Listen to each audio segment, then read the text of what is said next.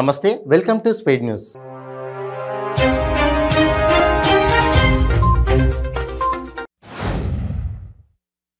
Turkey రాజధాని అంకారాలో జరిగిన ఓ అంతర్జాతీయ కార్యక్రమంలో షాకింగ్ సంఘటన చోటు చేసుకుంది. తమ జాతీయ జెండా లాక్కొని వెళ్తున్న రష్యా ప్రతినిధిపై ఉక్రెయిన్ ఎంపీ దాడి చేశాడు. వెంటపడి తరుముతూ పిడిగుద్దులు గురిపించాడు. జాతీయ జెండాను తిరిగి తీసుకుంటూ మీలాంటి జంతువులు మా జెండాకు దూరంగా ఉండాలని హెచ్చరించాడు.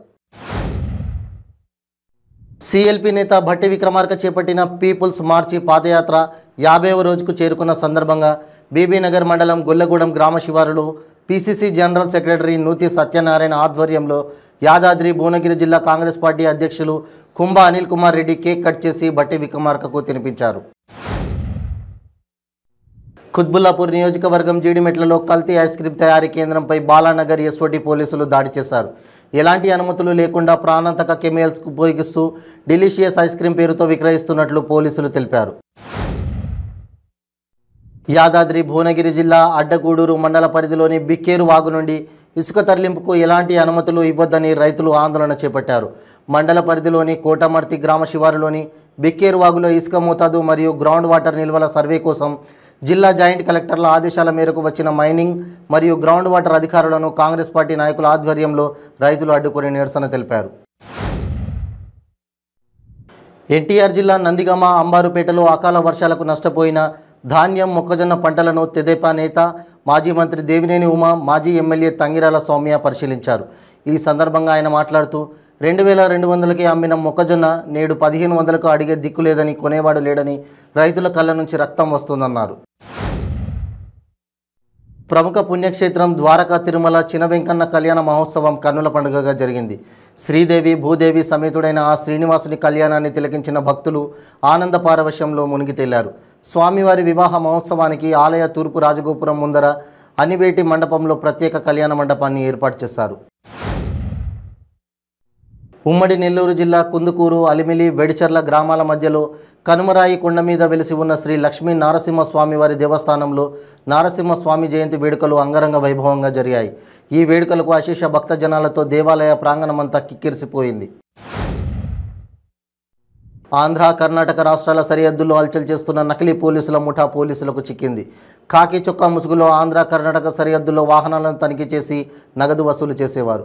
కర్ణాటక రాష్ట్రంలో ఎన్నికల నేపథ్యంలో పోలీసులమంటూ నాయకులను టార్గెట్ చేసుకొని నగదును అందిన వరకు దోచుకొని పరారవుతారు.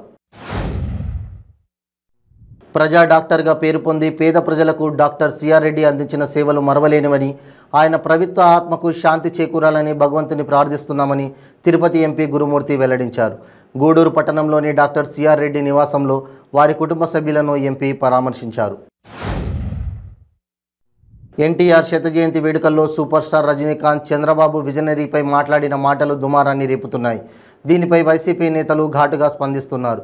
తాజాగా మంత్రి గుడివాడ అమర్నాథ్ సూపర్ స్టార్పై సెటార్లు వేశారు.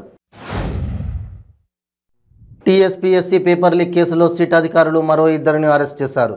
వికారాబాద్ ఎంపీడీఓ కార్యాలయంలో పనిచేస్తున్న భగవంత్, అతడి తమ్ముడు రవికుమార్ని సిట్ అధికారులు అదుపులోకి తీసుకున్నారు. ఈ కేసులో నిందితుడైన డాకియా నాయక్ నుంచి ఏఈ పేపర్ను భగవంత్ తన తమ్ముడి కోసం కొనుగోలు చేసినట్లు అధికారులు గుర్తించారు.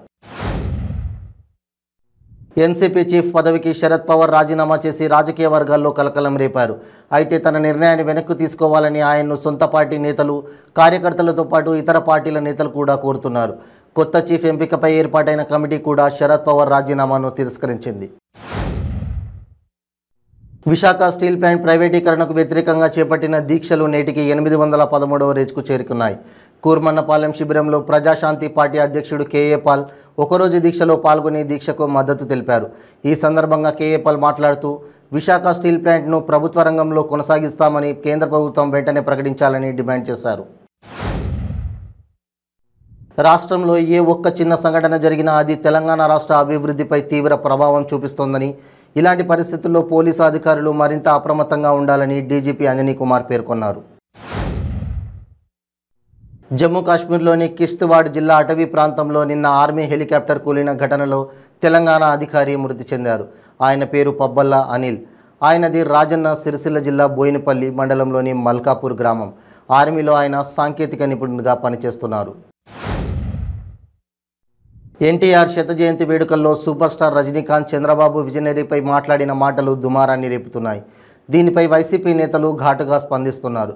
తాజాగా మంత్రి గుడివాడ అమర్నాథ్ సూపర్ స్టార్పై సెటైర్లు వేశారు. రాజకీయాలంటే సినిమా కాదని ఎద్దేవా చేశారు. ఉత్తరప్రదేశ్లో ఓ స్కూల్ విద్యార్థినిని వేధింపులకు గురిచేశాడు కానిస్టేబుల్. స్కూల్కి వెళుతున్నప్పుడు, తిరిగి ఇంటికెళ్తున్నప్పుడు వెంటపడుతూ అసభ్యంగా మాట్లాడుతూ వేధించాడు. దీంతో ఆ బాలిక విషయాన్ని తన తల్లిదండ్రులకు చెప్పింది. మరుసటి రోజు స్కూల్కి వెళ్తుండగా వెనకే వెళ్లిన తల్లిదండ్రులు కానిస్టేబుల్ వేధింపులను మొబైల్ ఫోన్లో రికార్డ్ చేశారు. ఈ వీడియో ప్రస్తుతం సోషల్ మీడియాలో వైరల్గా మారింది. ఈ మధ్యకాలంలో ఫేమస్ అయ్యేందుకు యువతి చేస్తున్న ప్రయత్నాలు జుగుప్సాకరంగా ఉన్నాయి. వీరి పిచ్చి పరాకాష్ఠకు చేరిపోతోంది. నడి రోడ్డుపై చిందులే కాదు, బైకులతో స్టంటులు చేస్తున్నారు. అంతవరకు ఓకే, కానీ లవర్స్తో చేసే చిత్ర విచిత్ర విన్యాసాలు చూస్తుంటే ఒళ్ళు గగురు పుడుతోంది.